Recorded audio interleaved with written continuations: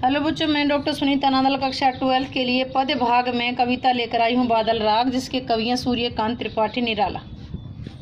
3 पद्यांश पहले पढ़ चुके हैं, लास्ट है ये।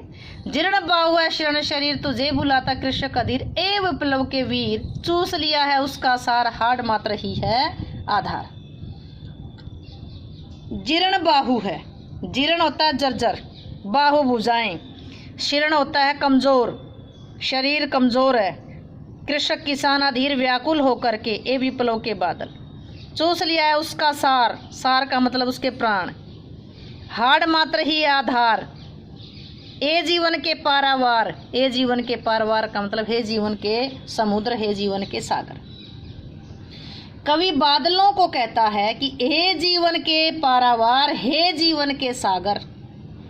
देखो, यह जर्जर भुजाओं वाला, जर्जर भुजाओं वाला कमजोर शरीर वाला किसान तुम्हें बेचैन होकर के बुला रहा है।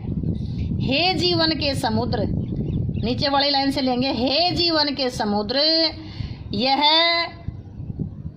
देखो, ये जर्जर भुजाओं और कमजोर शरीर वाला किसान बेचैन होकर के तुम्हें बुला रहा है।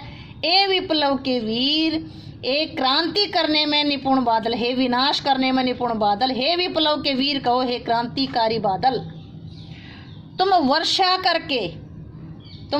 करके देश के गरीब और शोषित किसान की सहायता करो। क्यों? क्योंकि उसकी भुजाएं जर्जर हो चुकी हैं, शरीर कमजोर हो चुका है। क्यों?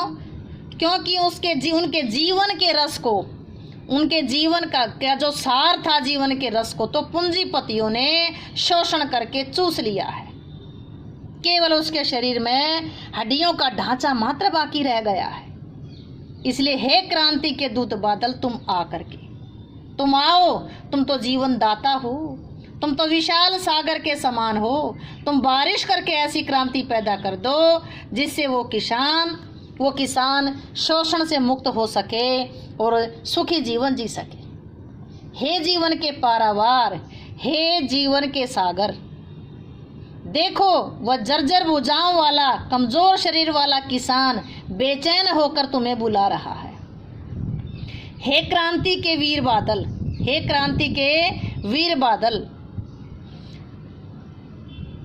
तुम वर्षा करके उस किसान की सहायता करो।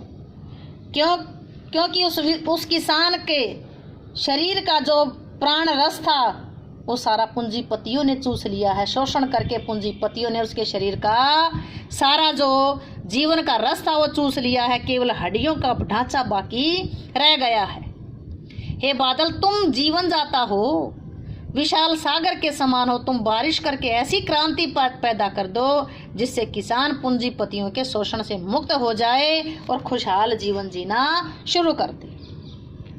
किसानों की दुर्दशा का वर्णन किया गया। किसानों की दुर्दशा का उत्तरदायी किसको माना है? पूंजीपतियों को माना है, जो लोगों का शोषण करते हैं, जो कर्ज देते हैं किसानों को, जो महाजन और पूंजीपति गरीब किसानों को कर्ज देते हैं और कर्ज के नाम पर लूटते हैं, उनका वर्णन किया गया है। प्रगतिवादी स्वर है, वीर रस है, ओज गुण है, भाषा संस्कृत निष्ठ तत्सम शब्दों से प्रदान खड़ी बोली है, प्रसाद गुण है, करुणा रस है, दृश्य बिंब है और लक्षणा शब्द शक्ति है, छंद मुक्त है।